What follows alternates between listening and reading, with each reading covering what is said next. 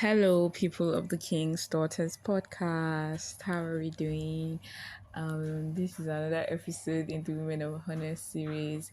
Yes, just before I get into the episode, I really want to sincerely apologize for the low audio in the last episode.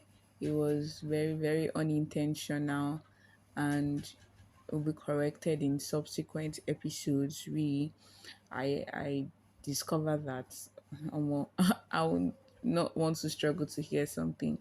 So yeah, no one wants to struggle to hear anything. So I really apologize for that, and yeah, we would definitely improve in subsequent episodes. All right, yeah.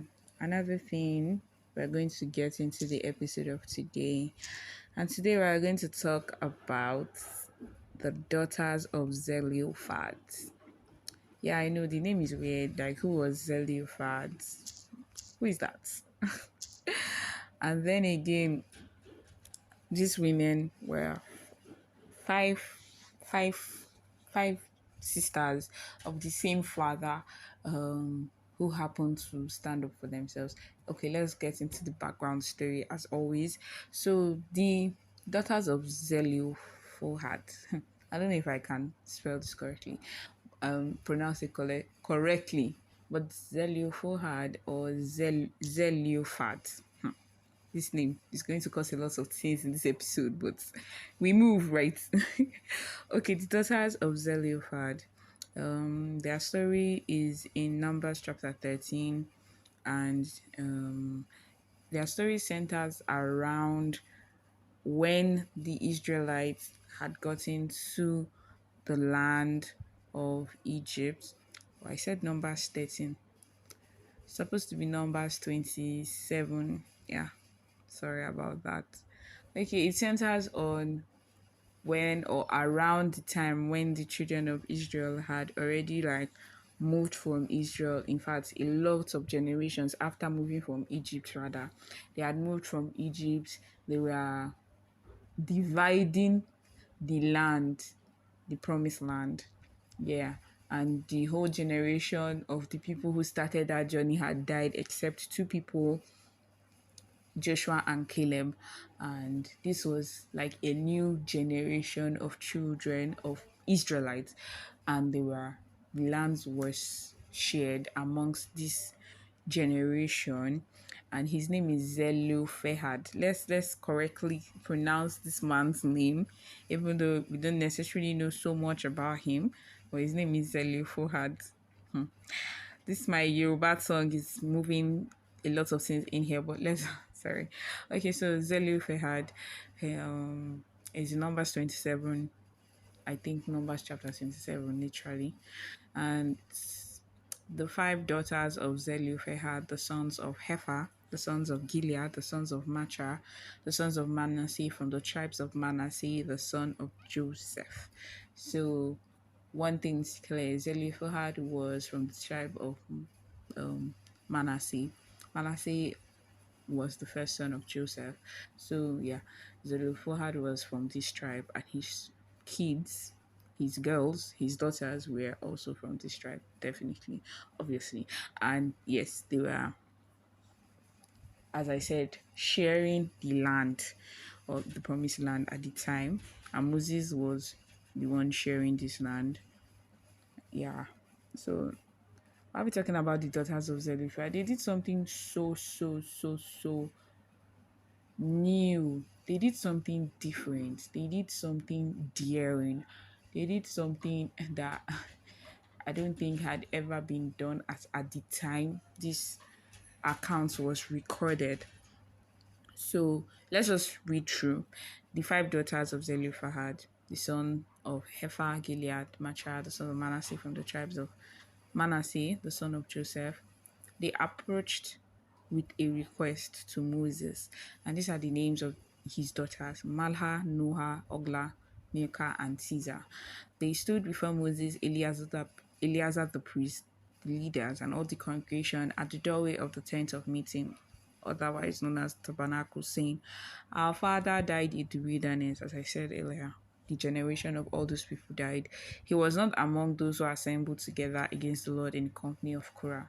You know that very dramatic story about these people who came against was it Moses, and they said a lot of things, and the ground literally opened up and swallowed them. One of the most dramatic things in the Bible. Very dramatic. I know there are like a lot more dramatic ones, but this one is still like in the top 10, right? I would say in the top 10. Oh, let's say top 15. Yeah. Top 15 will be. So but he died for his own sin, and he had no sons. So they asked, why should the name of our father be removed from his family because he had no son? Give to us a possession amongst our father's brothers. So Moses brought their case before the Lord, and the Lord said to Moses, the request of the daughters of Zelophehad is justified. You shall certainly give them a possession as an inheritance among their father's brothers, and you shall transfer their father's inheritance to them. Okay, further you shall say to the Israelites. Okay, that went on to explain about more laws that if a man dies and he doesn't have a son, they should give to the daughters. If he doesn't have daughters, they should give to his brothers. If he doesn't have brothers, they should give to his father's brothers. And if his father has no brother, they should give to his relative, the nearest relative in his family, and it would be became a statute and an ordinance to the Israelites and the Lord, as the Lord commanded Moses. Right. So this story is very key for me because this was the first time. Yeah, I know a lot of things. This was before Deborah, literally. This was before Judge Deborah. This was before will I say some of the most popular women of the Bible. So it's like in the Pentateuch, that's Genesis, Exodus, Leviticus, Numbers, Deuteronomy. This is in Numbers. I was listing the Pentateuch. So this is in Numbers, and this got to me because these women stood up. They decided to stand against the normal. Like this thing just made me realize that at the time the men were like really taking a lot of space. It was literally, I would say that was the real definition of a man's world at the time, because I don't think women literally had any other thing to do, or even if they had, it was limited to cooking or the other things. And even if there were people who did stuff outside that, it was really, really, the numbers were really, really small. So they decided to stand up against that. Our father had no son. Does that now mean you should now give this possession to our father's brothers, and why we, the direct seed or direct children of this man, do not receive anything just because we are of the female gender? Okay, first of all, I would like to state categorically here that God made man and he made them male and female. So there are only two sexes in this world. There are only two genders in this world, male and female. Stephanie, simply put, full stop, period. So yeah, male and female. Last one. The second thing I would like to say is these five sisters, they were very united. They unitedly stood against something that was not right. They stood against what they believed in. They stood. Sorry, I'm saying a lot of funny things. They unitedly stood for what they believed in. They did not. It was not like Malka will say, I'm scared. Oh, we should go and face Moses. As in Moses that went to go and see, he went to the holy mountain, Mount Sinai, and his face was shiny. Do you not remember that time? Or Moses that did this, Moses that did that, and as I said earlier, this generation of people that were led out of Egypt, that first generation, they were all dead, and this was a new generation, which would, as I would safely say that Moses was more respected in this climb or in this generation, because he was one of the few people left from the first generation, and he had been leading the Israelites for so long. He was very old, and he was a priest. He was like the leader. He had seen so many things, and I'm sure they must have heard stories, or they must have, this man, like Moses was like revered, or he was, the miracles that happened as at the hands of Moses through God's help, the plagues in Egypt, all those things they must have heard or they must have known, and this would have fueled their perception of Moses at the time, and also, yeah, Moses, and also like fueled their interactions with him. But they didn't let that stand against what they wanted to get done. So I'll say unity is very extremely important, especially in effecting change. When there is a need when there's a need for change, I think, or I would say that the next best thing, or the next important thing after recognizing the need for change is unity. The unity to effect that change is very key in effecting the change. So these children, or these daughters, they were all girls, the five girls. They were united, and they stood unitedly for their own cause. So they stood together to make this decision of asking for their inheritance. And they only asked. They didn't go, like, they went and said, Moses, sir, Father Moses, or whatever. Sir, our father did not have children, no. Our father did not have sons. Does that now mean all the everything will now go to only our father's brother and all this kind of thing? And um they stood together. So one point that I would say I learned, or I want us to learn from these characters, these five women, is that in unity we achieve more. In unity we achieve more. We achieve more, and we achieve long-standing things.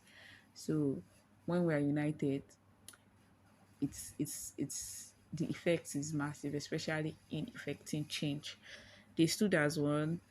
Um, Also, and standing in unity together would help in encouraging others in the same, like, clique or clan to effect the change. So I would say that it's safe to assume that all five women were not of the same personalities or of the same um daring capacities. Not everyone is the same. So I would assume that amongst these five women, maybe one of them was like, "Hey, are you guys sure we should do this? Are you guys sure we should do this? This is like been the norm for a while. Are you guys sure we should do this?" Or there would have been someone that would say that, me, I'm not sure I want to do this. So, but like together in unity, we help each other up and present ourselves as a united front, present ourselves as one. And so unity is very important. I wanted to say unity, but unity is extremely important. And I would want to say that in your when you have recognized a need for change, you should find people with like minds, people with the same values as you have, and that have also recognized the need for the change you want to effect, and come together to make sure that that change is effected through unity. It helps. It really helps. Unity helps. It's just the same way someone was talking about Daniel and his friends. That if it was just one person, yeah, it would take much more strength to stand against Nebuchadnezzar and everything that happened, and only one person to enter the fire. It will take much more strength. It's not like it's impossible, but it will be like, I sure I should not just Abi. But like, because they were like three or four, they would I say Daniel? I'm sorry, I meant Meshach, Shadrach, and Abednego. Because they were three, they were more than one, and they were united. English. Because they were united, it was much more easier to actually stand for what they wanted to stand for. So unity is very important. Unity is very important and cannot be overemphasized. So unity, yeah, that's number one. Sorry, that's number two. Number three is that there's this notion, or there's this mindset that some people carry, that women are not supposed to have the say in anything else apart from childbearing and cooking and home management and all the likes.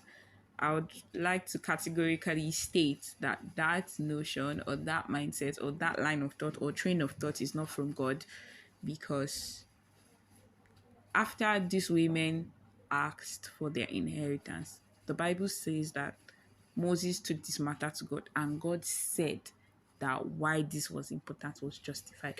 That God said that it was justified, and He let them have this inheritance. He gave the go ahead for Moses to, you know, give them this inheritance. So the notion that women are supposed to be, yes, those are important: childbearing, marriage, kitchen, whatever, home management, and the likes, very important. But that is not all there is to being a woman. That is not all there is to being female. There's much more.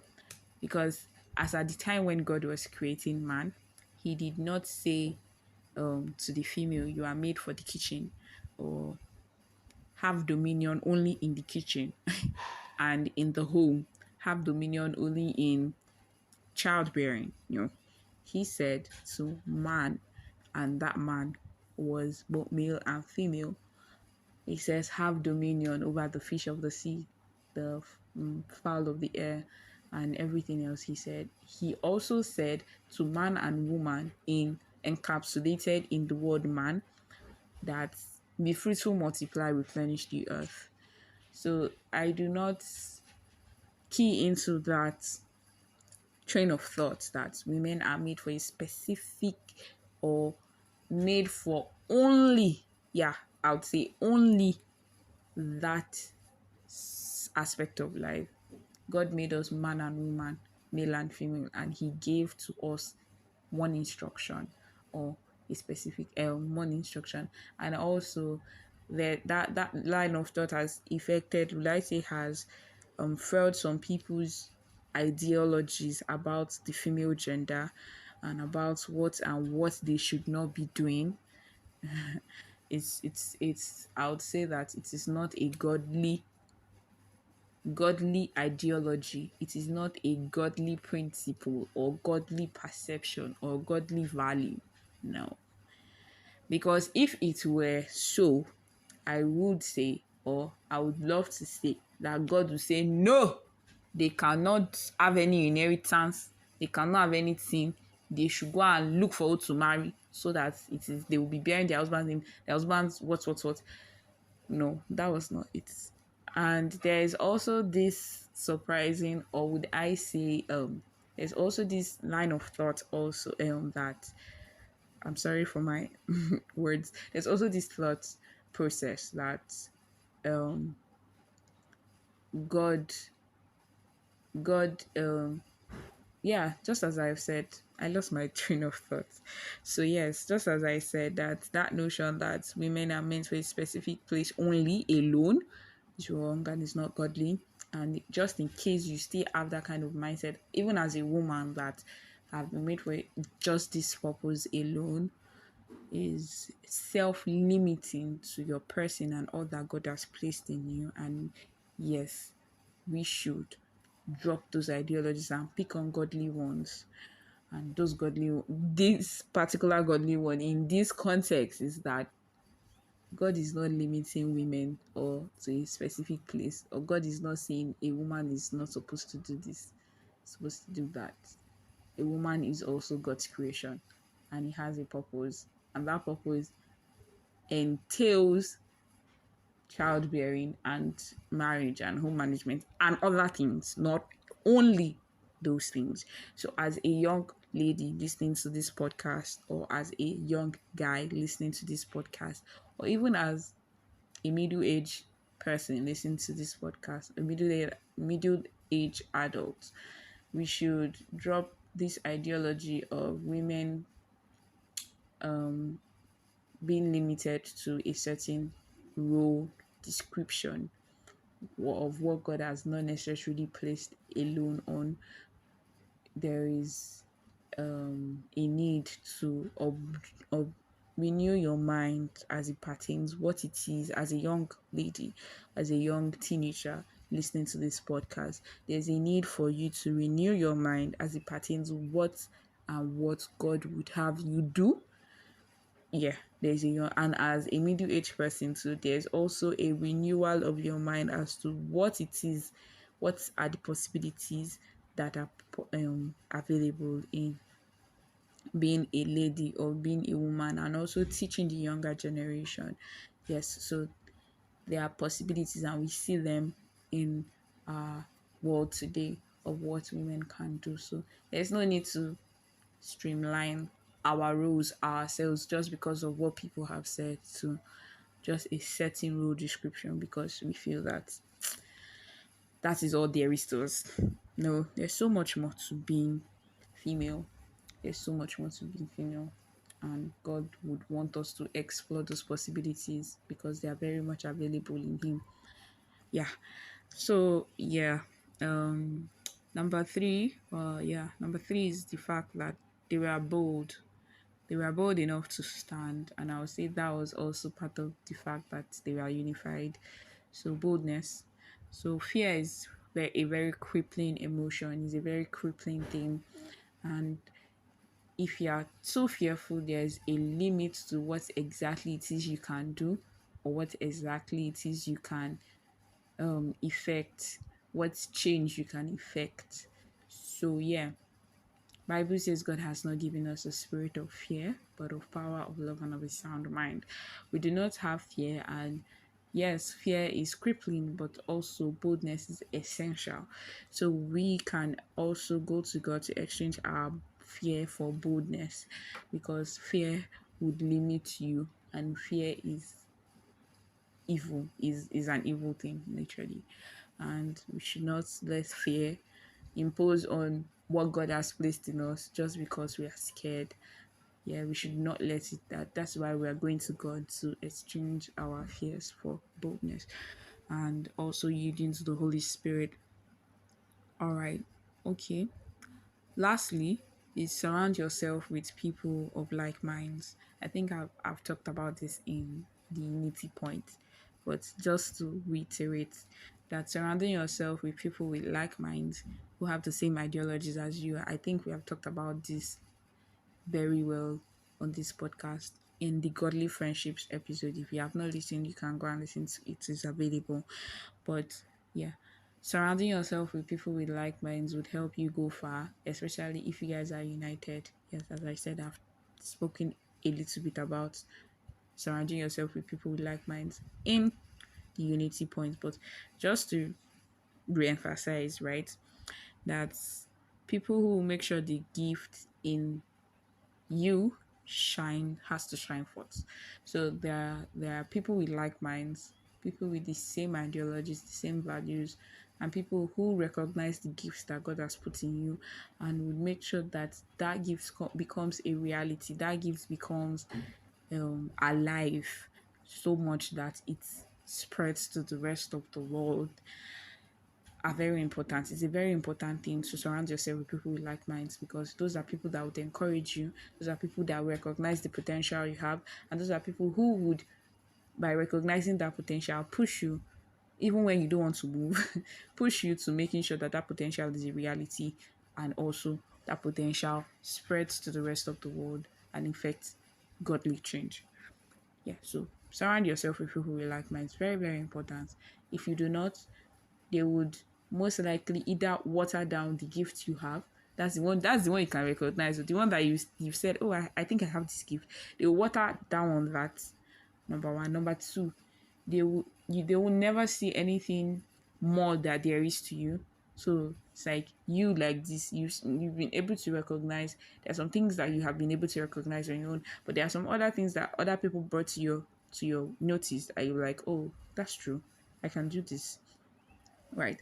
If those people were not there, you would think that that there's nothing else, right? So exactly. Also, I think as we emphasized in the Godly Friendships episode, that be that person that encourages people to do more, be that person that encourages people, be that person that notices people or observes people enough to recognize the potential they carry and push them to realizing that potential.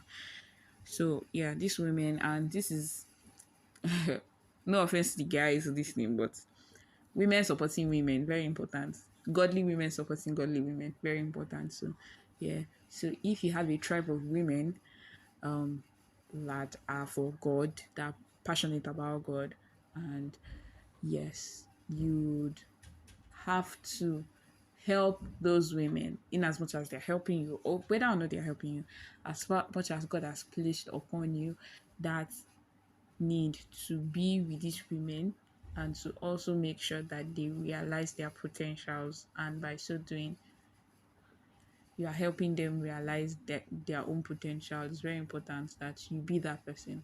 Yeah, yeah, yeah. Be that person. Be that person. Be that person. So whatever you're taking out of this episode, be that person. Don't just say, oh, women, what. Be that person that recognizes what other people carry and push them to realizing what they carry and the possibilities available in what they carry. So yeah, and I know I said that point was the last point, but lastly, lastly is the fact that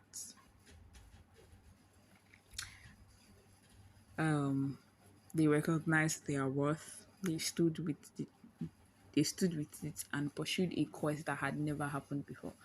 So if you have this quest, or you have this goal, or you have this idea that has never been pursued or that has never happened before, I would say stick with it.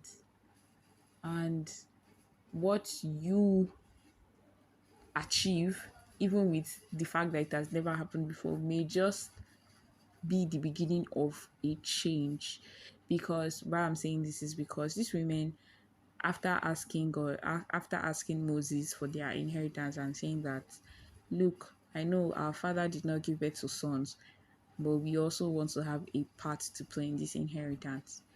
And when Moses went to God, because of that, there was a new ordinance and a new statute and a new law that if a man has no sons, the daughter should take the inheritance. That would not have happened if they did not stand up and say, look, I understand that yes, I want to share the inheritance to only my father's brothers, but we are here also, and we are also important in this. So, yeah, whatever it is that has never been done, yeah, there's the fear of charting uncharted territories, uncharted spaces, but the fact that you are the first person charting it, you are making way, or making a space, or making the path for others to chart through. So these women, because of this particular question that was raised, made by that God justified their question and justified their quest. And by that, there was a new law made, and by so doing, every daughter of a man who had no sons had a land inheritance. They had an inheritance to pick on. They had land inheritance, and that became an ordinance. That became a norm. So don't be scared to chart uncharted territories. If you are charting uncharted territories as a territory, rather as a female, I think you should bear it in mind. Sorry for that noise. I think you should bear it in mind that you, since you are the first, you are also making way for other people to come through in that same path. So yes, there's so much fear behind or in charting uncharted territories, but God, God with you would. That's why we're saying. That's why I'm saying that it is necessary to exchange your fears for exchange your fears for boldness from God, so that you just don't know what effect your your um your decision to do this can make on the coming generations. Yeah, we have spoken so much about the fact that your choices matter and your choices are long lasting. So yeah, so your choice is also to do what has never been done in a godly way. would also have long lasting impressions and long lasting effect on the coming generation. And I pray that God would help us, not just as women, also as His children, to be able to come to the fullness of all He has placed in us and to come in the fullness of fulfilling all His purposes through us in Jesus' name. Amen. So thank you so much for listening. I really appreciate. There would not be a podcast without you, and I really want to appreciate you listening through our peculiarities on the days of low audio and all of that background noises. I really appreciate it, and I love you guys so much. I love my listeners so much. Yeah, I love them so much. Also, yeah, two things just before I leave. Please, if you're not following the Instagram page, you are not doing well. We are not doing well, stars and moms. You are not doing well. Please follow us on Instagram at daughters underscore of underscore the underscore king underscore podcast. If you have anything else to say, when I mean anything else to say, not that we are fighting you. Like if you have feedback, if you have, oh, this has blessed me in this way, this has challenged me, or okay, you can improve on this or that, please reach out to us on at our email address at daughters of the king pod at gmail.com, or you can just send a voice message. I will be dropping that in the link in the description box. Also, you can drop a voice message so I can hear from you. I really want to hear from you. What have you learned in the Women of Honor series, or whatever it is that has to do with Daughters of the King pod? We're all up here for it. And yeah, so till next time on the podcast, bye. Keep being the